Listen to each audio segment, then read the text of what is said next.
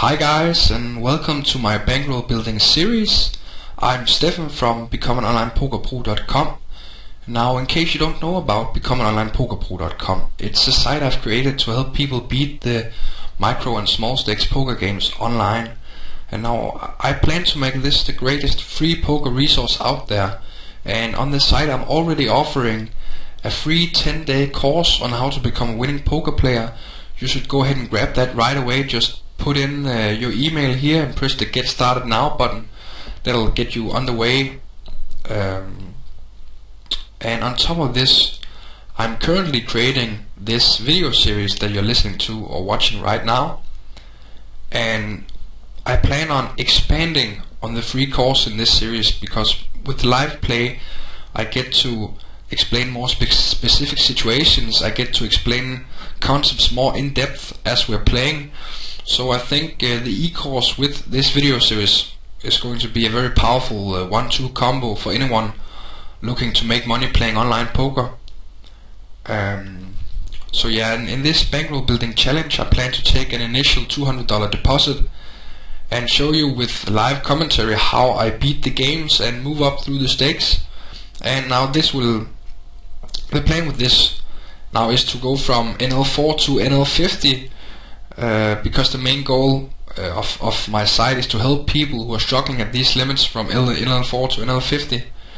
And I'll be doing updates on the challenge here on this site, and I'll be uploading live play videos to YouTube several times a week. And then once in a while I'll explain a concept in depth that I feel gets overlooked at the micro and small stakes, and hopefully teach you how you can avoid neglecting these concepts, and in the end it will help you make more money and move up faster.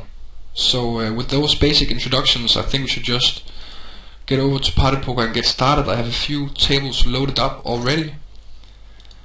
And the reason I chose Party Poker for this challenge was because I've played a lot on the On-Game Poker Network in my time, and recently the fishiest skin on the On-Game Network, bwin, decided to merge with Party Poker. So I figured there'd be a lot of weak players, a lot of fishy players, and that would be a great place for me to build a bankroll. And on top of that, I was able to get an initial deposit bonus. So I deposited $200, so which means I have a $200 bonus going right now, which will definitely help with the challenge. So yeah, that's basically the reason for choosing Party Poker. I actually decided to start at NL10 because I didn't really realize that there were 2 levels below NL10, and since this series was designed to be like from the ground up, I didn't really want to skip the first 2 levels. I feel like that would be cheating too much. So what I decided to do instead, I think I'm just going to check here because it looks so tight. I don't want to play out of position against these two just yet. I didn't want to cheat too much. This flop we're going to try to steal it. We have a backdoor flush draw and 2 overcards, so I didn't want to try to cheat too much. On the other hand, I didn't really want to take too much time before we got to play like NL10, NL25. So I figured a compromise would be to just start out at NL4, win like 10-12 binds, and then move on up. So that's going to be the plan for now. And it did work. I was still with the ace-8, so that's great. On a low board like that, 4-4-7, there's a very low chance that any of our opponents have hit anything. So just betting out there will probably win it for us a lot of the time.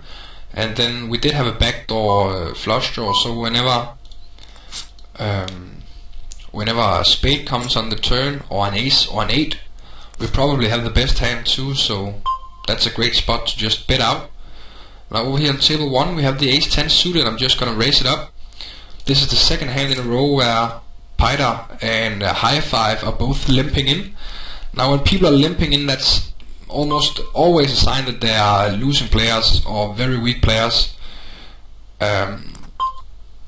So raising it up here with a great hand like ace-10, we're out of position, but we do have a card advantage, and we most definitely do have a skill advantage, so I think it's going to be fine. This 2-2-6 flop is a pretty obvious c-bet spot. We have overcards, we have a flush draw, so yeah, standard stuff, and they both fold, and that's great for us. The tables are looking very good. On table 1. Table 1 is the table in the top left, and table 2 is the table on the top right. On table 1 we have the high five guy, who looks to be a very weak player. We have the Piter guy, who looks to be a very weak player. And on table 2 we have this one moment please, who looks to be a weak player. I'll just go over how I can spot that these players are weak, both reading the tables and reading my Poker Tracker 4 stats. But first, just checking out the table. Let's say you don't have any stats, you want to isolate, or you want to figure out who the weak players are. Whenever there's a player who's sitting with less than 100 big blind stacks, so this Ykov at table 2, and this one moment please guy, and this Mitcha, all on table 2, all of them are sitting with less than a full stack. This is a very solid indicator that they are a weak player. Now, as I just told you before, whenever an opponent limps, that's also a very obvious sign of a weak player. And to go further into which stats you can use to figure out weak players, just focus on the top row of my Poker Tracker 4 heads-up display. You'll see the blue stat is the amount of hands. Now high five 3-bets us here. I have no idea how much he's 3-betting, so until I know more about him, I'm just going to fold it. This top row of the Poker Tracker 4 heads-up display, the first is amount of hands I have on an opponent. The second is the VPIP, is the amount of hands an opponent is playing overall. The PFR, or the PR here, the pre-flop raise, that is how many hands our opponents are raising pre-flop. And finally the S is the steal, which is how often an opponent is raising from the button or the small blind whenever it's folded around to them. And finally the LF, the lip fold stat, which I'll get more into later in this video, I think. So whenever somebody has a very high VPIP, a very high stat for, whenever somebody's playing a lot of hands, like 65% of hands, you can be 100% sure that they're a bad player. So on table 1, this high five dude, he's playing 60% of hands, raising 20% of them. He's definitely a weak player. There's no winning strategy where you're playing 60% of hands, raising 20% of them in a 6-max game. So we know right off the bat that he can't be a winning player. The 6-4 here we might call, because this one moment please is probably always going to call behind. So we get a multi-way pot with a small suited connector, which is a good situation. Now we do have hit the 4 over here, so I'm gonna bet out high five is going to be limping in with so many hands that it's likely that he didn't hit the flop. But even if he has like 2 overcards, like a 9-8, it's very difficult for him to have it's very easy for him to just check behind and suck out by hitting it. He'll have like 20 to 30% equity against the hand. Now when he bets, just fold the 6-7. When he min bets like this, I guess I'll just call once, because you can have draws like ace queen. He'll probably raise ace queen pre-flop, but like queen 10, 10-9. So just fold now on the river. But I think we can call again for that price, even just to hit trips or 2 pair, or hope that he just checks behind the river. So yeah, that's the way you can check it out from stats.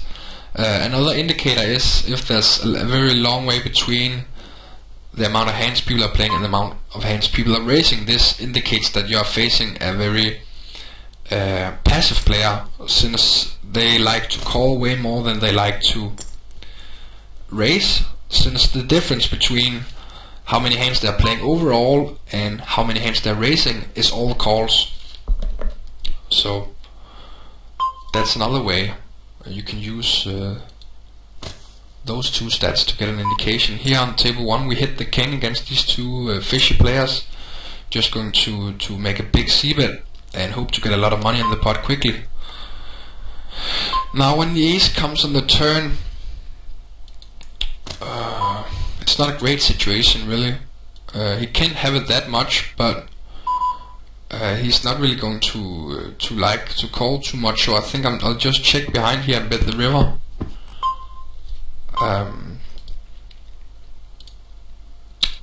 Now he checks behind. That's a pretty good situation for us. Now we don't know if he bluffs with missed draws. There are some missed draws out there, but the 10-9 hit a 9, so he's not bluffing that a lot, I don't think. And we don't know if he's bluffing flush draws. So yeah, he did have a weaker queen, so that's pretty unfortunate. If the ace didn't come, we probably would have gotten his entire stack. And that's a prime example actually of how you can beat weak players who call too much. Like, he's calling their pre-flop with a dominated queen.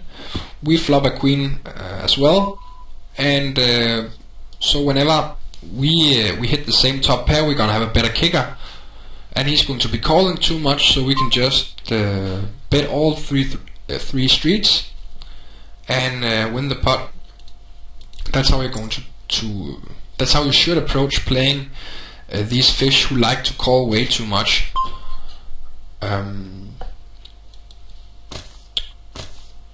Yeah, so that was pretty unfortunate that the ace came on the turn there. And with the 5s over here, we called a raise pre-flop from this Ukov guy. Pretty standard stuff, and then he checked to us on the flop. We did have like a second pair type hand, and whenever he checks there, he's probably giving up a lot of the time, but with the 5s we don't really want to give him any free cards, so betting when he checks there is fine. Now with the jack queen, just going to be calling his min open here. We have a nice suited hand. He can hit straights, flushes, and decent top pairs, and to a min raise. I think we can call once, and this gets even better because this one moment please guy is right behind us. So we're just gonna call the min raise, re-raise from him. Try to hit something very nice, and if not, just fold. Now with the 7s, he's making a very large pre-flop raise, this guy, but he's not raised yet in 20 hands, so we can pretty much assume that he has a very strong hand, and we do have like 150 big blinds each, so if we do flop a set against him, we're probably going to be winning a very large pot. So I think calling there pre-flop is fine, trying to hit a great hand and stack him. See, one moment please, he did min 3-bet with the king 9. It's definitely a weak player. First of all, you don't wanna min re-raise. You're simply giving your opponents too great of odds, and second of all, king 9 suited is not really that strong of a hand to be 3-betting with. So he's definitely a weak player. Unlucky we didn't get any action on the aces. There's a lot of action on table 1. Didn't really see what was up, sorry. When did they get all in? Was it on the flop, or was it pre-flop? Okay, high 5 raised to 24 cent pre-flop, and Kupsi just raised all in over him, and high 5 called. So yeah, pretty weak play from high 5 there. On table 1 we're gonna try steal this pot again. It's 8-8-5. It's very unlikely that any of these guys have hit an 8 or a 5, so we're probably going to be able to take it down a lot of the time. This is a spot I feel like a lot of people are missing. Like these small limped pots, whenever you get a board texture that's great for bluffing, you should pretty much always take a stab at it, even if you haven't got any equity at all. On the more coordinated boards, you should be more likely to bet again. to bet to try to steal these flops as well, but only if you have some kind of equity to go with it, like a bottom pair or overs and a gut shot, or overs and a backdoor straight draw or flush draw or something like that. Now, if you're wondering which hands to play pre-flop, you should definitely go check out my series. I have a pre-flop hand chart there outlined for you.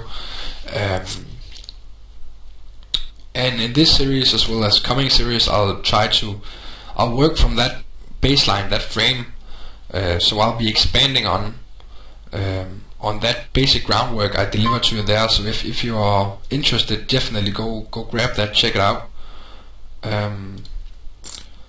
So just to kind of expand on what I teach there, whenever you have people in front of you who are limping and folding a lot, you should be more likely to raise wider behind them. I can't remember if I already talked about this in this video. I did record a video just previously, but it didn't work because of the sound, so I can't really remember if I've mentioned it already. Now High Five just shoves all in after we call this pre-flop raise. He seems definitely to be tilted, so pretty unfortunate we couldn't hit a king or queen there. We probably would have gotten his entire stack. But yeah, screw it, I'm just going to explain it one more time in case it wasn't in this video. Whenever you have a guy in front of you who's limp folding a lot, you want to be expanding on your pre-flop raising range, because you're going to win the pot pre-flop a lot of the time. King 8 is too loose over here until we know more about this Seeker guy. Because most of the time you're not going to be seeing a flop, so it doesn't really matter what kind of hand you have a lot of the time. And again, if he's the type who limp folds a lot, he's also very likely to be the type who folds to a lot of flop bets, which then means that on top of taking it down pre-flop a lot, you get to take it down on the flop a lot.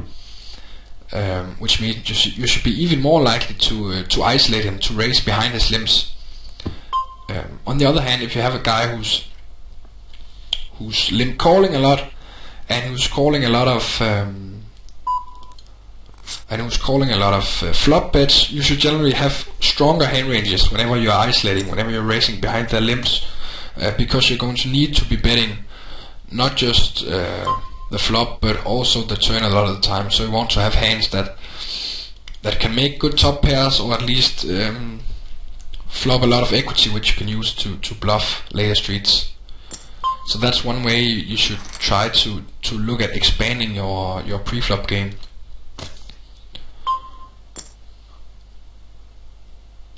Another way you can expand on your pre-flop game is whenever you're faced with people like this Rybov guy on table 1.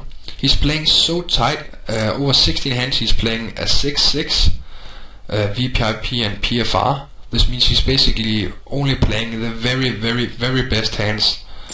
I can try to show you in PokerStove how little 6% of all hands are. Now PokerStove is a free tool. I teach you how to use it in my free e-course, but it's basically, I think, PokerStove.com, I'm not sure. You can go check it out, it's free. So if you just enter in 6% here, you can see how little, how strong. Think about how rarely you get dealt these hands. That's the only thing he's playing. Also, it would seem, given his stats right now. We only have 16 hands, so when we get more data on him, the stats will probably get slightly higher. But it's enough hands to get an idea about him playing too tightly.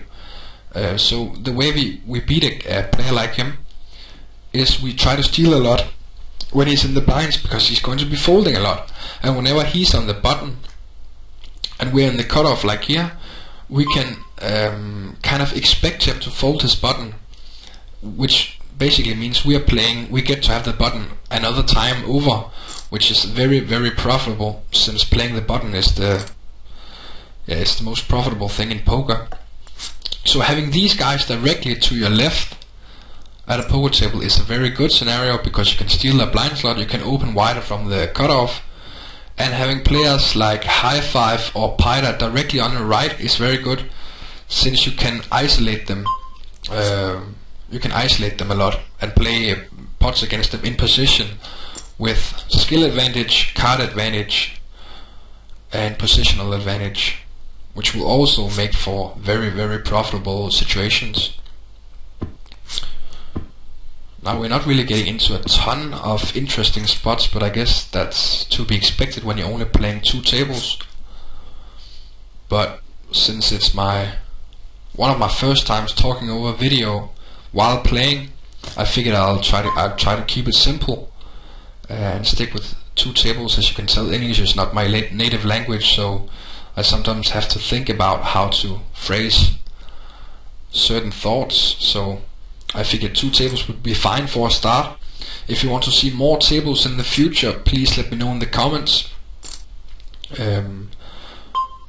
Please let me know if you like the format. If you want more videos, please like it. If you want more videos, then I'll definitely keep making them. Yeah.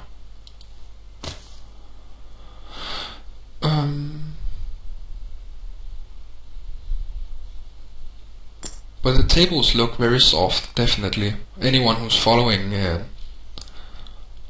the basic framework that I outline in my free series should be able to beat these guys.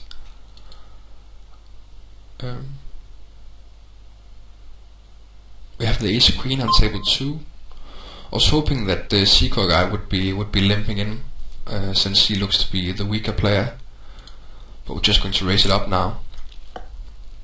A thing to note is this Seeker guy, he's the fish of the table, and he's only got like 33 cents left. So that's not very good. Like you want the weak players at your table to have close to a full stack, so that whenever you do hit a great hand against them, you get all their money. We do c-bet here on the King 8-7 is pretty standard c-bet spot. It's a decent flop. We have some backdoor straight, backdoor flush draws. Whenever we do get called, like the 8 is a very bad turn to barrel on, because if he did have a king, he's not going to fold. If he did an 8, he's not going to fold. And if he did have a 7 there, he's probably calling again too, since it's less likely that we have an 8. I probably should have raised the Jack Queen here. See how why I won't play 2 tables when trying to talk at the same time. The Ace Queen over here is a fold now, and again this is a great texture for c-bet bluffing, so we're just going to bet out pot, try to steal it. This Pyda guy looks to be playing very fit or fold in these limp pots, and we take down another one. So just in this short video you can see how profitable it is to take down these small limp pots. Imagine if we were playing like 8 tables for 4 to 5 hours, how much money it would add up to just stealing those small spots all the time. And that's really how you should approach thinking about poker. It's a long-term game, so you should be thinking about anything that can give you a slight advantage in the long term, like stealing all the small pots. No action on our Ace King, that's no good. I think we're going to try to find another table, just because table 2 doesn't look too good. So let's see if we can get 3 tables up and running.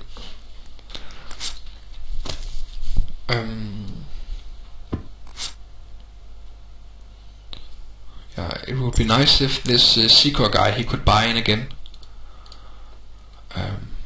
It's not really too much fun to have position on a guy who's only got like, how many big blinds is that? Like 9 big blinds. That's no fun.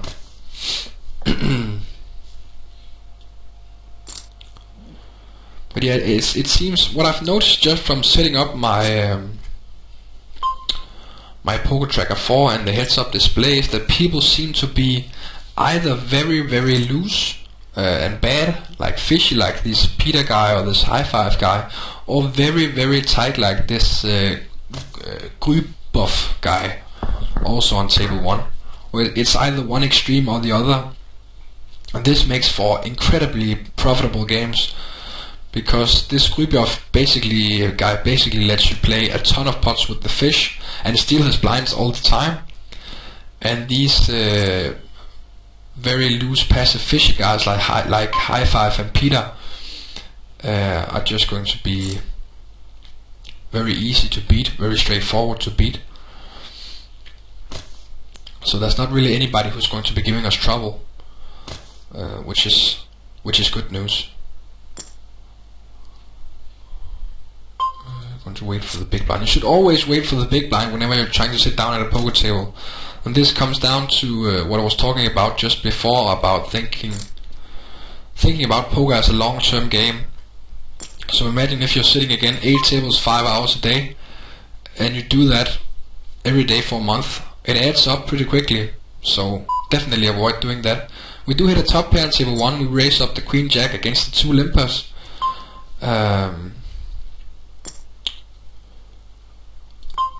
And we get a call again from Peter. He could have a 10, he could have a 6, he could have 9-8, he could have 7-8, he could have Jack 9, he could have King Jack, King 9, so tons of reasons to bet again. So we go ahead and do that. I don't really expect him to fold too many hands there, to be frank, like maybe 9-8, 7-8, maybe his gut shot kind of hands, but I don't expect him to ever fold a 10 or a queen or an open-ender. So he probably had a 6 there or a weak gut shot when he decides to fold in that spot. Zico limps in again on the button. I still think King 7 is too loose to raise against this guy when he's not really folding a lot to c-bets. He's not limp folding a lot, and he does have a small stack, but I think it might be strong enough to limp in with. And again, this is it's a very dry board. It's very hard to hit, so we're gonna try to take a stab at it. It would have been better, obviously, if I had a backdoor flush draw or something to go with it, but I think this is going to work often enough to turn a profit.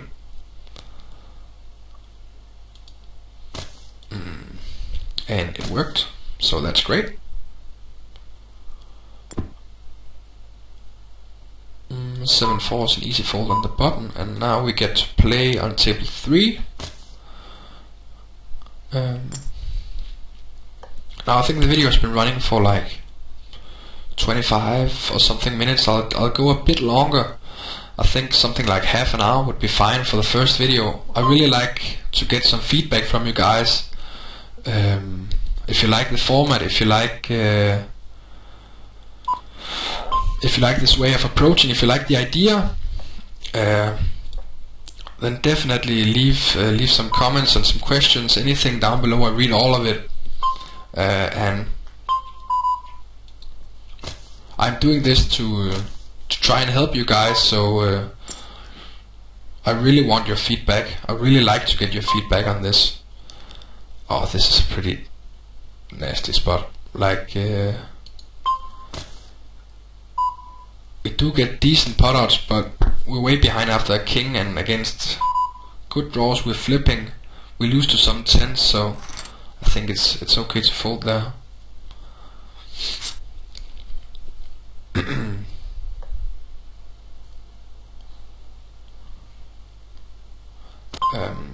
So if you do like the video, definitely please hit the like button, please subscribe to my channel, and please check out Become an Online Poker Pro, since all of that will really help me a lot. And then I'll keep making these videos if you like them. I'll keep updating the bankroll challenge. I figure after the sessions, after a minute or two, I'll sit out on these tables and we'll pull out the Poker Tracker 4, and I'll show you how I've been doing since I started with all the setting up of the HUD and everything. I think I'm down a bit, but we're only just getting started, and I'll be playing a ton of hands and soon uploading another video. I won't be showing you all of my live plays, so after I'm done filming today, I might play on. But since I'm new to commentary and since English is my first language, I don't really feel comfortable playing like 6 to 8 tables talking about it at the same time. But I really do want to get some volume in for you guys, so I can get a real feel for how the game's playing, and and so that I can move up as fast as possible. I think calling hand table 1 with the 5s is definitely standard against a guy like Grybov, who's playing so insanely tight. It's going to be very profitable whenever we do hit our set with the 5s, because he most likely has a very strong hand. And whenever we don't really hit anything, we don't want to get involved with him, because he has such a strong hand so often. So I think this is going to be it. I'm just going to sit out on all the tables. And then we're going to bring up the poker tracker for my entire time since I started trying to do these recordings.